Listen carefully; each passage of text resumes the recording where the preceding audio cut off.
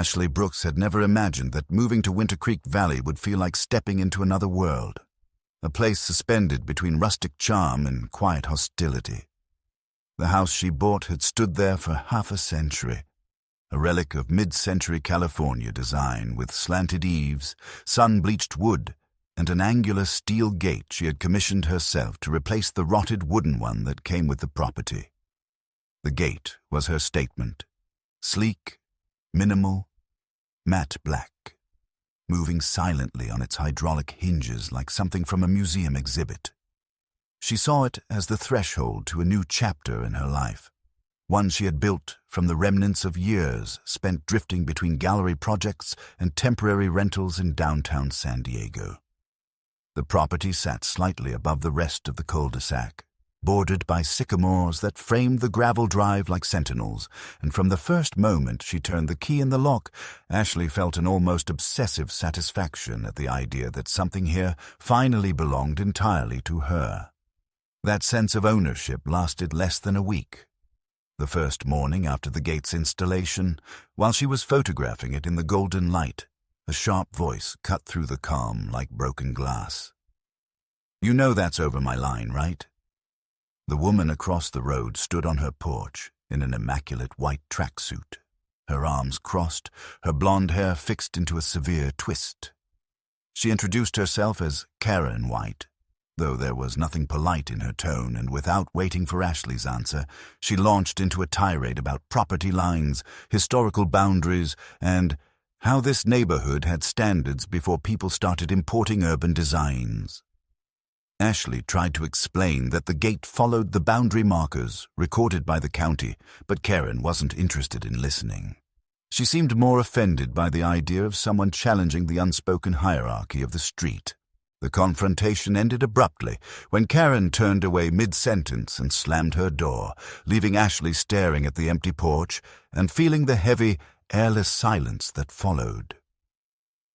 Over the next few days, subtle signs of animosity began to surface.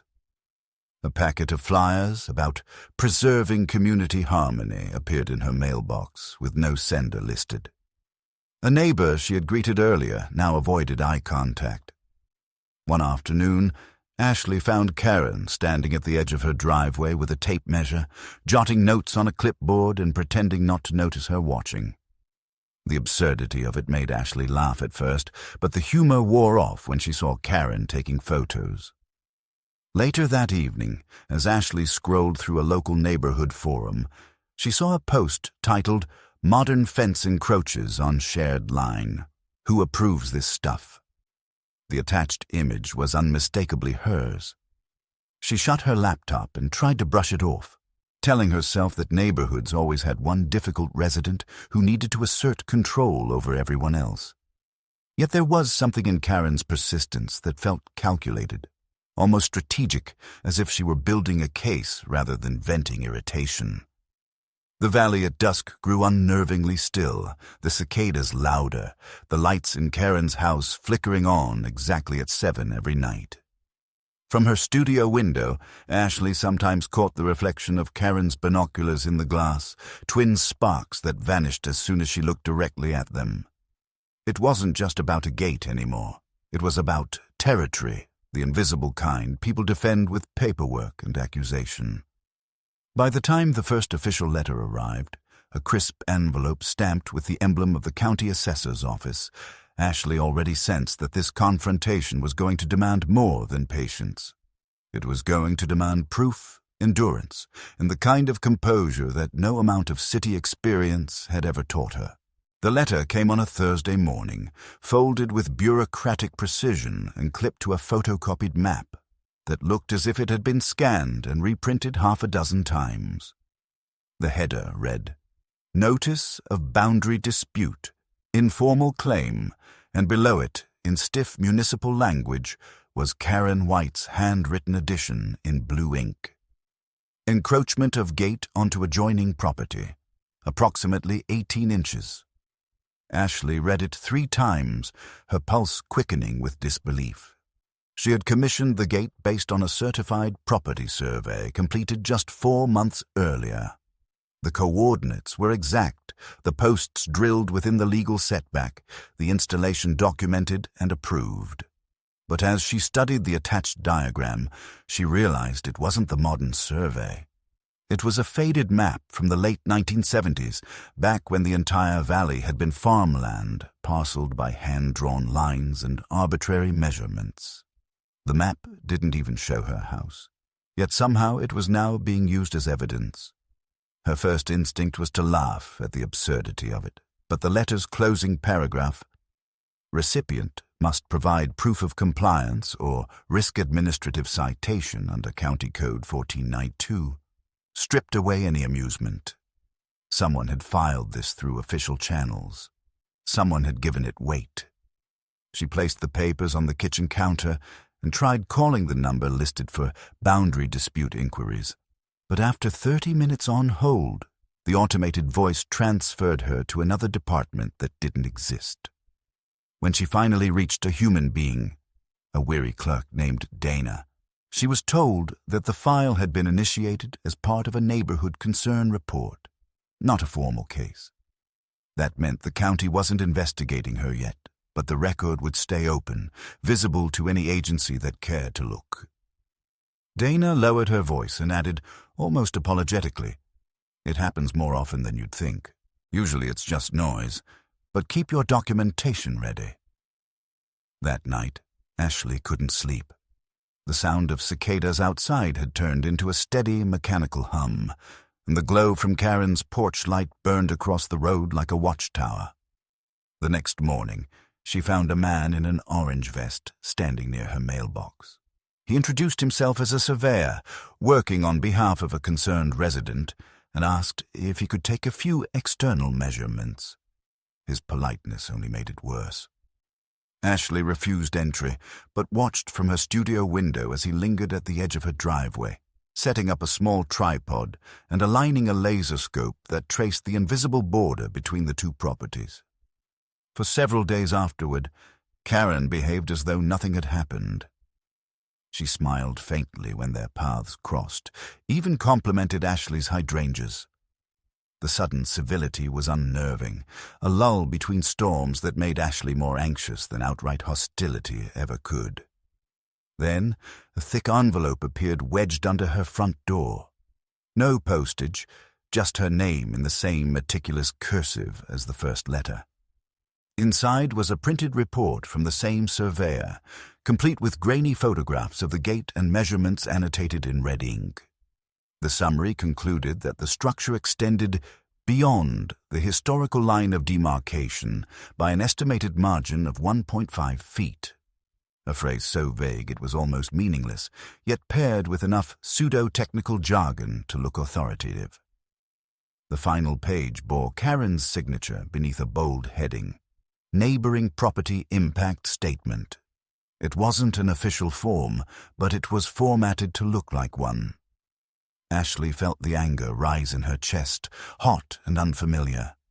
She had dealt with difficult clients, manipulative gallerists, and critics who twisted her work into whatever narrative suited them, but this was different. This wasn't interpretation, it was invasion disguised as procedure.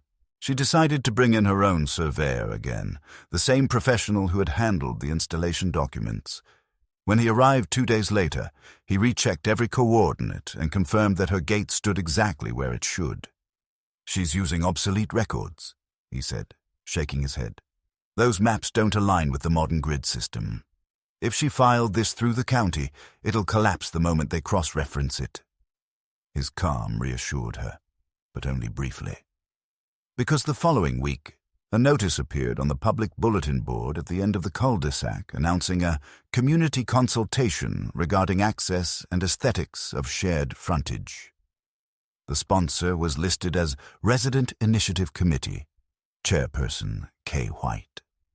Beneath it, in smaller print, were the words, "Concerns include obstruction of natural view lines, disproportionate materials, and intrusion on shared landscape character." Ashley tore the paper down, but it was too late. Others had already seen it. Neighbors began approaching her with sympathetic half-smiles, asking if she had really built the gate into county space. One even mentioned hearing that the property might be subject to correction. The phrase lodged in her mind like a splinter. That night, a municipal truck drove slowly past her house, headlights sweeping across her fence before disappearing up the hill. When she checked the next morning, a small orange stake had been planted in the dirt near her boundary marker. It wasn't from the county. She checked, but it looked official enough to fool anyone. She yanked it out and tossed it onto Karen's driveway without a word. Within an hour, Karen called the sheriff's non-emergency line and reported threatening behavior. An officer visited that afternoon, polite but weary, reminding both women to keep it civil. Ashley stood on her porch, arms folded, while Karen performed outrage from across the street, hands fluttering, voice trembling with self-righteous disbelief. When the cruiser finally pulled away, Karen gave Ashley a small smile that was almost tender, the smile of someone who believed the game was already won. That night, Ashley sat at her desk, surrounded by maps, deeds, and letters, realizing that this wasn't a misunderstanding or even a personal vendetta. Karen had found a weakness in the machinery of bureaucracy, a gray zone where accusation became fact simply by existing, and she intended to live there as long as it suited her. By the end of August, the conflict had slipped from absurd irritation into something that felt like a siege. What had started as a petty boundary quarrel now unfolded through quiet, systematic acts that blurred the line between coincidence and harassment. Ashley began noticing small disruptions that built like a rhythm. An unfamiliar car idling at the corner of her driveway for too long, the faint scrape of metal against her fence at night, her mailbox left ajar with its hinge bent. Each incident alone seemed trivial, yet together they formed a pattern that carried Karen's signature precision. The first real escalation came when Ashley returned home one afternoon to find a row of orange safety cones stretching along the edge of her property. A laminated sign was staked into the soil declaring, "Temporary Survey Zone, do not disturb." There was no county seal, only the phrase authorized by Neighborhood Preservation Committee. She tore it down immediately, but the symbolism lingered. Karen had found a way to mark territory without ever crossing the literal line. That night, Ashley heard a dull thud outside her window and, stepping onto the porch, saw her recycling bin overturned, glass scattered across the gravel. She picked up the shards one by one, trying not to imagine the unseen watcher beyond the tree line. Sleep became impossible. Every creak of the house sounded like intrusion, every passing shadow like surveillance. She began locking the studio door even when she was inside it, keeping her phone charged beside her, as though preparing for a storm that refused to arrive. 2 weeks later, a letter from the county arrived, an official notice this time citing multiple resident complaints about potential obstruction of access to shared utilities. The letter demanded that she provide documentation proving the legality of her boundary structures within 10 business days. Ashley spent the afternoon at the county records office, sitting across from an overworked administrator who flipped through a database of scanned permits. After half an hour, the woman frowned and said, "Your documents are here, but someone submitted an addendum to the original lot plan last month. It looks like an adjustment request." She rotated the monitor so Ashley could see. A digital file labeled Parcel 9A Revision, pending. The request claimed her western fence encroached on a shared maintenance corridor, signed by Karen White as community representative. It was filed 3 days after the neighborhood meeting Ashley hadn't attended. When Ashley asked how such a document could be accepted without her consent, the clerk shrugged, explaining that the system allowed preliminary submissions before verification. "It's supposed to be filtered later," she said, "but until it's resolved, the note stays attached to your file." Back home, Ashley printed every record she could find and began assembling them into a binder. It was the kind of obsessive organization she used to mock in other people, yet it became her only defense. A tangible reminder that she wasn't losing her mind, that the ground beneath her still had measurable coordinates. That weekend, she woke to the low rumble of machinery. Through her window, she saw a small utility crew digging near the drainage ditch between her and Karen's yards. Their truck bore the logo of a subcontractor frequently hired by the county, but the paperwork they showed her when she stormed outside to confront them didn't match any active permit. "We're clearing for maintenance," one of them said, avoiding her eyes. When she called the county's engineering office, the supervisor confirmed that no such work order existed. By the time officials arrived to inspect, the crew had vanished, leaving behind churned soil and a single spray-painted mark that cut diagonally across the property line. The incident left Ashley shaken, but also oddly resolute.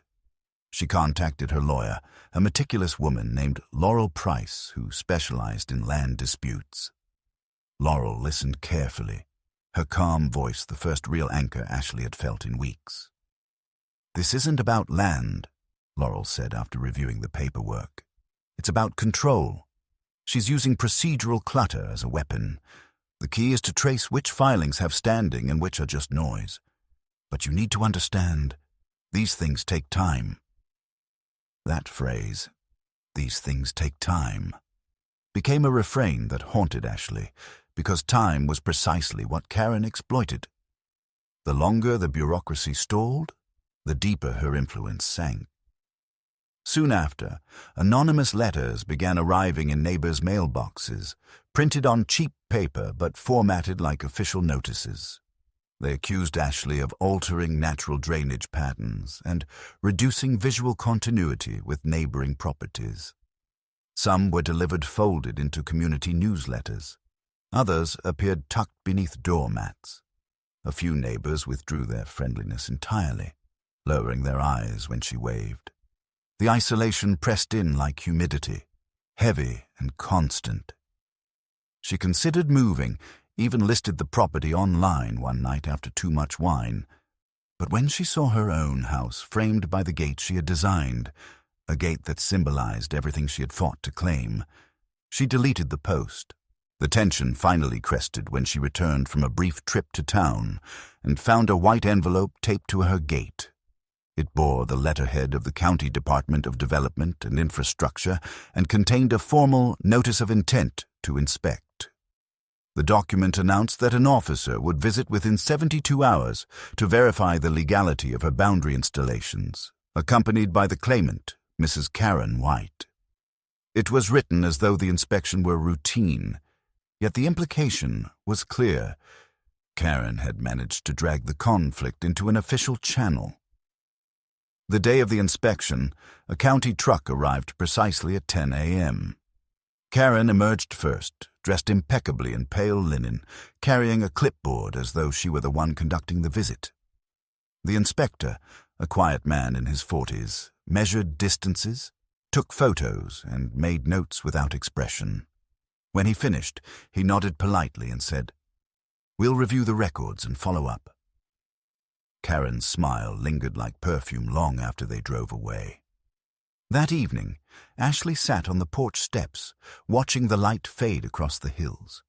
For the first time, she felt a trace of something colder than fear, a creeping certainty that Karen's reach extended further than any single neighbor's could. This wasn't impulsive malice. It was a campaign executed through paperwork, timing, and appearances. And the worst part was that every act looked perfectly legal on the paper. The house that had once felt like her sanctuary now seemed suspended over a slow-moving fault line, and she couldn't tell how deep the crack already ran. Autumn arrived quietly, bringing with it the brittle scent of eucalyptus and the long, slanting light that made every imperfection stand out. The cracks in the driveway, the fading paint on the eaves, and the fatigue in Ashley's face whenever she caught her reflection in the studio window. The dispute had consumed nearly 3 months, and though nothing tangible had yet been taken from her, she felt hollowed out by the sheer repetition of it all, the forms, the inspections, the forced politeness with officials who didn't care to untangle the truth. What unsettled her most was the uncertainty. Nothing Karen did ever escalated to direct confrontation anymore. Instead, there were murmurs of ongoing review, unreturned phone calls, and the sense that every action Ashley took was being quietly logged by an invisible system whose logic belonged to someone else. One evening, while organizing the endless stack of correspondence on her dining table, she came across an envelope she hadn't noticed before. It bore the emblem of the County Records Department, but the return address was slightly wrong, an old address for an office that had moved downtown years ago. Inside was a single photocopy of a parcel map with 2 faint blue stamps at the bottom. Verified 1983 and amended 2001. The map showed her property lines clearly, but what caught her eye was the one next to it, Karen's lot, outlined in gray and labeled Temporary Easement, Utility Right-of-Way, County of San Diego. At first, she thought it was some clerical error, a leftover notation from when the neighborhood was still being developed. But the fine print told a different story. The easement had never been released. It remained active, meaning the land under Karen's house was still technically reserved for county use, not private ownership. The realization hit her like a sudden drop in temperature. Ashley drove to the records office the next morning, clutching the paper as if afraid it might dissolve. The clerk at the counter confirmed, almost casually, that the easement still existed on record. "Yeah, that tract was part of the old flood control zone," he explained, scrolling through a digital archive. "They abandoned the project, but I don't see any release filed. Weird that someone built over it." He printed a certified copy and handed it to her with a sympathetic shrug. "You didn't hear it from me, but if you're in a dispute, that's your golden ticket." Ashley sat in her car afterward, staring at the document as if it were a living thing. It wasn't triumph, she felt, not yet. More like disbelief that the balance of power could shift so suddenly that beneath the tangle of bureaucracy and manipulation lay something so concrete, so irrefutable. For weeks, she had been the one defending herself, scrambling to prove what was already true. Now, for the first time, Karen was vulnerable, though she didn't know it yet. Ashley spent the next few days verifying every detail. She combed through archives, comparing maps from different decades, tracing boundary descriptions written in the kind of archaic legal prose that seemed designed to repel understanding. The story that emerged was astonishingly clear. The valley had once been part of a larger county development plan involving storm drainage and access corridors. When funding collapsed in the late 80s, most of the land was sold to private buyers, but not all of it. A thin strip of ground, including part of what later became Karen's lot, was never fully transferred. The county allowed construction at the owner's risk, assuming no one would ever enforce the technicality. Yet there it was, in black and white, a servitude clause granting the county perpetual access and prohibiting permanent structures. Karen's house stood squarely on it. That evening, Ashley called Laurel, her attorney, and laid the papers out across her kitchen table like pieces of a puzzle. Laurel arrived within the hour, her composure breaking for the first time since they'd met. "This changes everything," she said, her eyes gleaming with cautious excitement. "If this easement is active, Karen's claim is dead in the water. More than that, she's the one in violation." Ashley felt a strange calm settle over her as Laurel spoke. The months of anxiety seemed to recede slightly, leaving behind a hard, clear core of determination. "Don't use it yet," Laurel warned. "Let her file the formal suit first. If we play this too early, she'll find a way to spin it. The power of this is surprise." Ashley agreed, though the thought of waiting gnawed at her. Days passed with deceptive quiet. Karen appeared to grow bolder, strutting across her front yard with the confidence of someone who believed she had already won. New posts appeared on the community board about illegal encroachments and environmental disruption caused by unsanctioned fencing. The tone was clinical, detached, yet everyone knew who they referred to. Ashley said nothing. She didn't remove the posts or respond online. She stopped explaining herself to neighbors. Instead, she began documenting everything. The time of day trucks appeared, the dates letters arrived, the sequence of Karen's moves. Her binder thickened until it became a chronicle of madness, but it was also evidence, and evidence, she had learned, was power.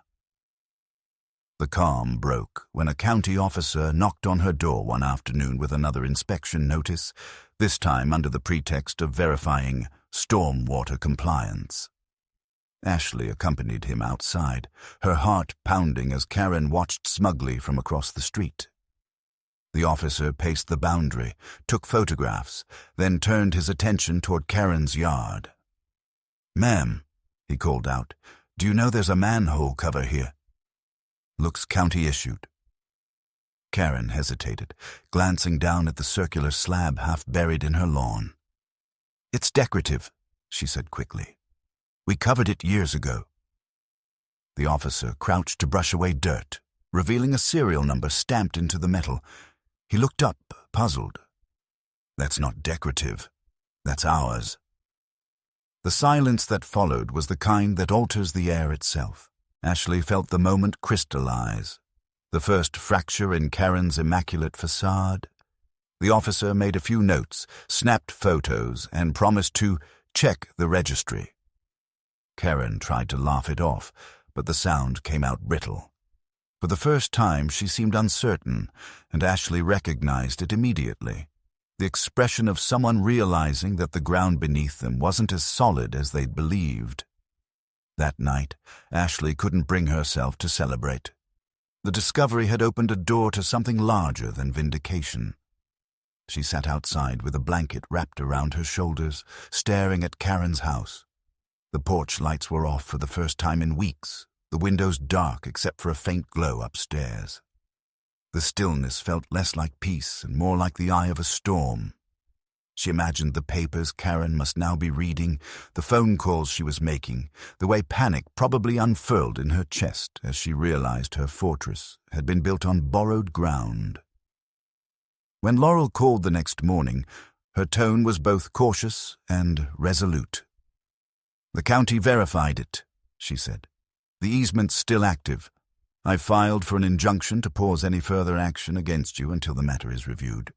Karen's property is now officially under question." Ashley closed her eyes, exhaling slowly. The words should have felt like victory, but instead they carried the weight of inevitability. Nothing about this battle had ever been clean or simple, and she doubted it would end that way now. Still, for the first time, the law, so often a distant, indifferent force, was finally on her side.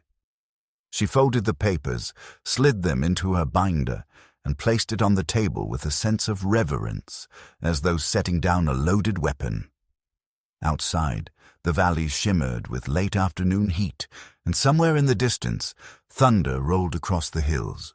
It would rain that night, the first storm of the season, and Ashley imagined the runoff sliding through the hidden drainage channels beneath their yards, seeping through the soil that no longer belonged entirely to either of them.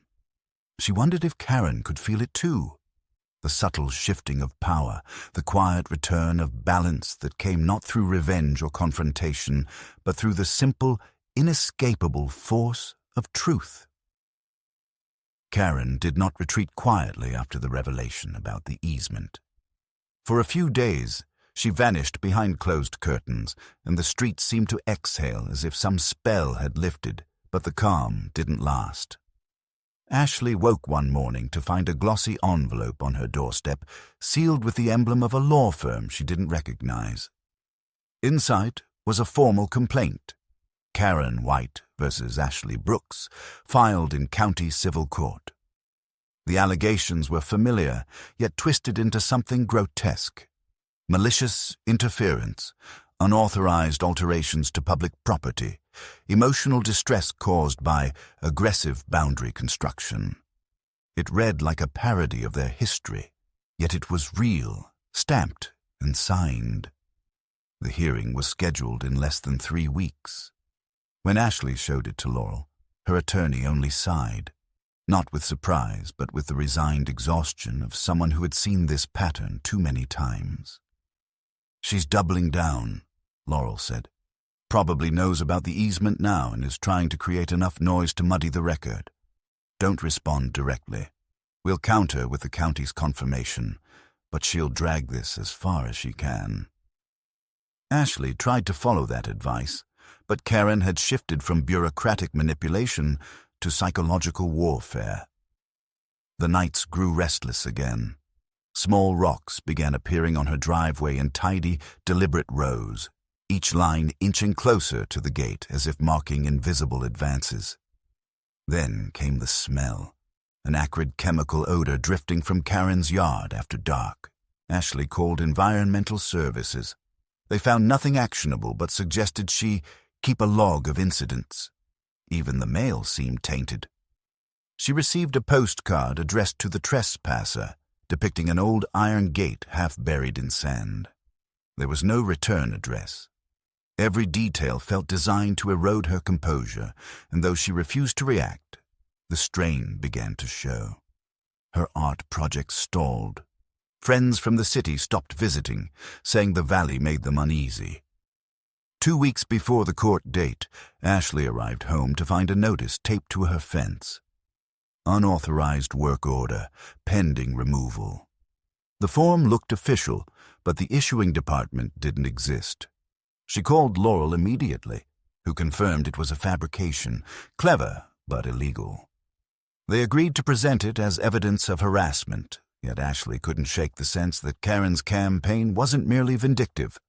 It was tactical, meant to provoke her into a misstep that could later be used against her.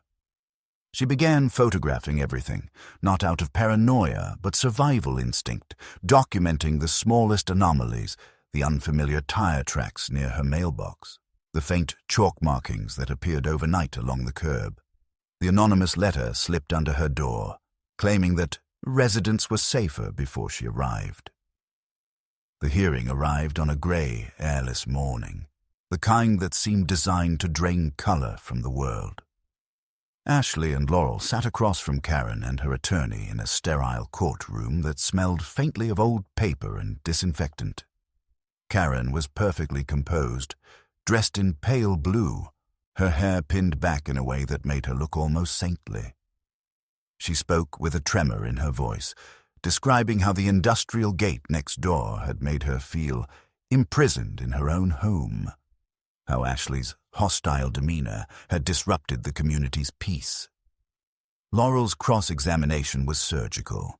She presented the verified easement, the county's inspection records, and photographs proving that Karen's own property extended over restricted land.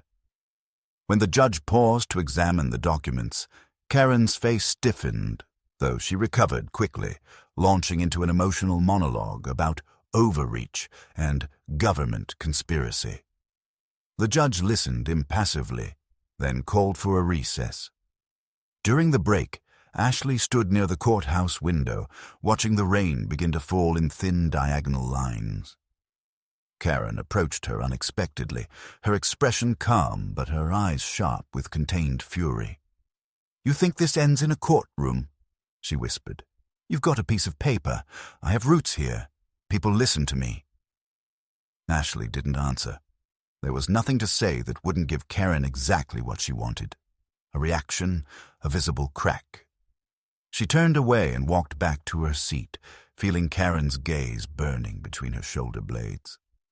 When the session resumed, the judge ordered a full site evaluation by the county's property division before ruling on any claims. It was effectively a postponement, but it meant another official visit, another layer of scrutiny. Laurel considered it a victory. Ashley saw it as prolongation of a nightmare. The next week, the inspectors returned to the valley.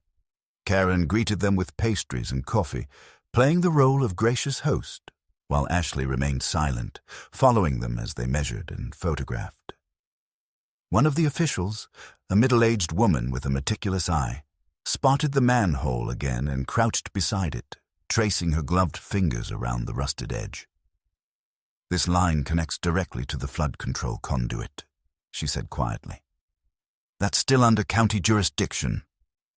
She made a note, and Ashley knew it was over, even before the report was filed. But Karen must have sensed it too, because that night the balance shifted again. Not toward resolution, but toward something darker. Ashley awoke after midnight to a low metallic clang outside, the sound of the gate shuddering against its lock. She switched on the exterior lights and saw no one, only the faint movement of leaves in the wind. The next morning, the steel panel bore a long, deliberate scratch down its center, as if someone had dragged a key across it. Laurel advised her to file a police report, but Ashley hesitated. She was tired of paperwork, tired of systems that recorded everything yet resolved nothing. Instead, she ordered security lighting and ignored Karen entirely. Days later, a courier delivered another envelope, this one from Karen's lawyer, withdrawing the civil complaint, pending new evidence. The wording was clinical, but the meaning was clear. Karen was regrouping. Laurel believed they'd won, at least temporarily. "Once the county issues its ruling, she won't have ground to stand on," she said. But Ashley couldn't share the optimism. She felt the neighborhood watching her in ways it hadn't before. Conversations stopped when she passed. Cars slowed as they drove by. The valley itself seemed altered, its silence heavy with implication. One evening, she spotted Karen in her yard, phone pressed to her ear, gesturing toward the street as though outlining invisible borders in the air. For the first time, Ashley wondered if Karen's obsession wasn't about property at all, but something deeper. A need to rewrite the map itself, to reshape the world into a version that obeyed her rules. The thought chilled her. A week later, Laurel called with the county's findings. The report confirmed that the easement under Karen's home was active, and any construction upon it constituted a violation of public land use. The matter would be referred to the Department of Infrastructure for enforcement. Ashley thanked her, her voice steady though her hands shook. She hung up and stepped outside just as twilight settled over the valley. Across the road, Karen stood motionless on her porch, illuminated by the cold glow of her porch light. Their eyes met, and in that long, silent stare, Ashley understood that truth didn't end battles. It simply stripped them of pretense. The war between them had shifted from paper to willpower, and neither woman seemed capable of surrender. The morning of the final hearing dawned with a strange stillness, a quiet so complete that even the birds seemed to wait. The valley was veiled in a pale marine fog that blurred the outlines of the houses and left the asphalt damp and glistening. Ashley drove to the courthouse, with her binder resting on the passenger seat, its pages swollen with humidity and months of conflict. Every traffic light felt like a checkpoint, every turn a small test of endurance. Laurel was waiting at the entrance, calm as always, her tailored suit immaculate, her briefcase a compact arsenal of order. She greeted Ashley with a nod. No pep talk, no forced optimism, just quiet solidarity, the kind that mattered more than words. When they entered the courtroom, Karen was already there, standing near the window, speaking in low tones to her lawyer. Her posture was flawless, but her face had changed. The poise that once seemed unshakable now carried a brittleness, a faint tension around the eyes, the kind that no amount of makeup could hide. The judge, a sharp-eyed woman with a reputation for precision, opened the session briskly, reviewing the stack of reports that had accumulated over the past 6 months. Ashley barely listened until she heard the word easement pronounced aloud, its syllables ringing through the sterile air like the crack of glass. The county inspector took the stand first. His testimony was clinical, supported by maps, photographs, and GPS data. He confirmed that the foundation of Karen's house extended several feet into the county's reserved easement zone, and that the manhole cover previously identified was, in fact, part of an active stormwater system. The effect on the room was immediate. Karen's attorney objected, citing outdated records and clerical inconsistencies, but the inspector countered with calm authority, producing a letter from the Department of Infrastructure verifying the easement's active status. The judge examined it silently before looking up, her expression unreadable. "Mrs. White," she said evenly, "it appears your property occupies land still under county ownership. Do you have documentation that releases the easement?" Karen's response faltered. She spoke of confusion, of assumptions made decades ago, of builders who had assured her husband that everything was in order. Her voice cracked on the word assured. Laurel leaned toward Ashley and whispered, "That's the sound of it collapsing." When Ashley took the stand, her hands trembled only slightly as she recounted the timeline, the letters, the inspections, the fabricated notices.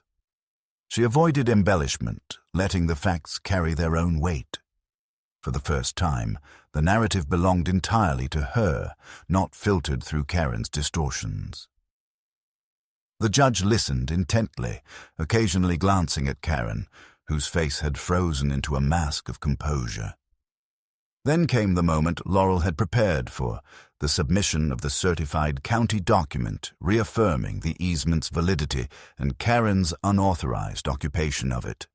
It landed on the judge's bench with a quiet finality, the kind of sound that ends arguments. Karen's lawyer requested an adjournment to clarify ownership records, but the judge denied it. Her tone hardened as she summarized the evidence, outlining the chain of filings, the misuse of administrative channels, and the deliberate harassment that had followed. She ruled decisively. Karen's claims were dismissed with prejudice, Ashley's property rights confirmed, and a referral issued to the county for enforcement action regarding the encroachment of Karen's home on public land. There was a moment of stunned silence, broken only by the shuffling of papers. Ashley felt no triumph, only an immense release, as if something that had been gripping her chest for months had finally unclenched. Karen stood slowly, her face pale, her eyes wide with disbelief. "You don't understand," she said, her voice rising. "This is my home. I've lived here for 20 years. The judge's reply was measured but merciless. "Mrs. White, the court understands perfectly. You should have verified where you built it." The bailiff motioned for calm as Karen turned sharply toward Ashley, her expression a blend of fury and disbelief.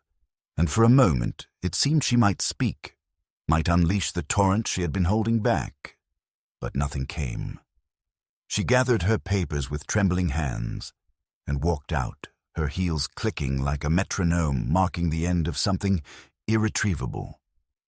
When Ashley and Laurel stepped outside, the fog had lifted. The courthouse steps were slick with light rain, and the air carried the scent of wet asphalt and distant ocean. Reporters weren't waiting. This wasn't a story anyone else cared about.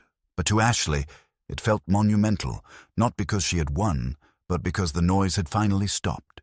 The silence that followed was clean, honest, unburdened. Laurel shook her hand and said softly, "It's over." Ashley nodded, though part of her suspected that Karen's defeat would echo through the valley long after the paperwork was filed. Later that evening, Ashley drove home through streets washed silver by the storm. When she reached the gate, the same gate that had started everything, she stopped and watched it open smoothly, silently, without resistance. Across the road, Karen's house was dark except for one upstairs window glowing faintly. The outline of her figure moved past the glass, then disappeared.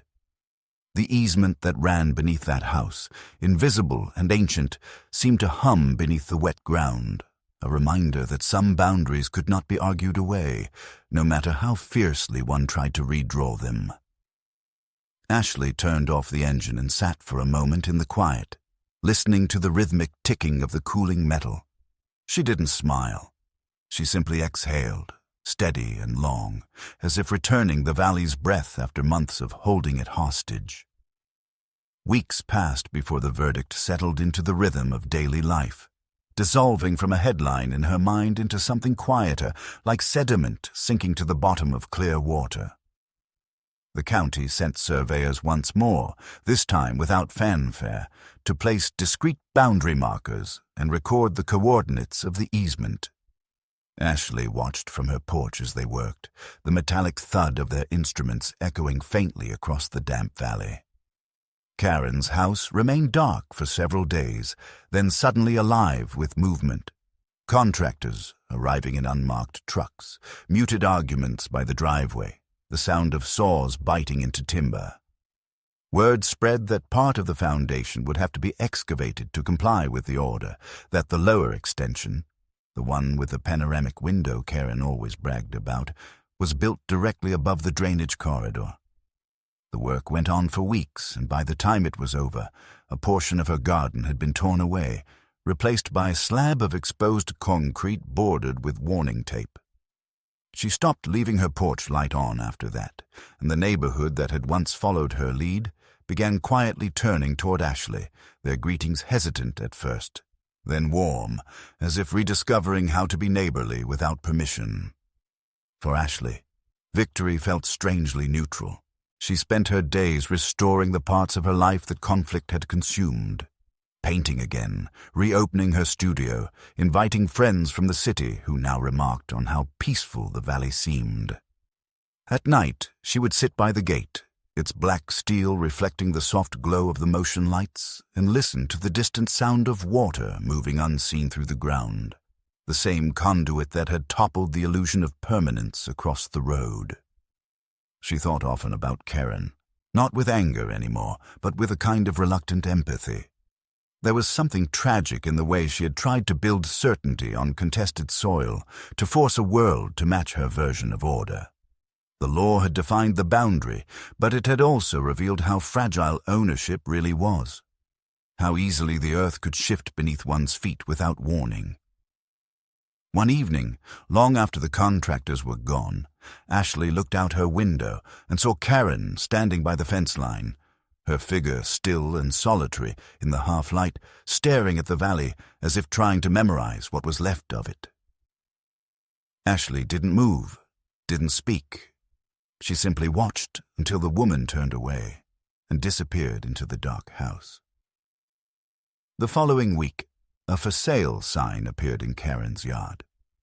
When the moving trucks finally rolled out of Winter Creek Valley, Ashley walked to the edge of her property and pressed her palm against the cold metal of the gate. The air was heavy with the scent of rain and eucalyptus. The sky washed clean. For the first time in months, she felt the quiet not as a warning, but as peace, fragile, earned, and entirely her own.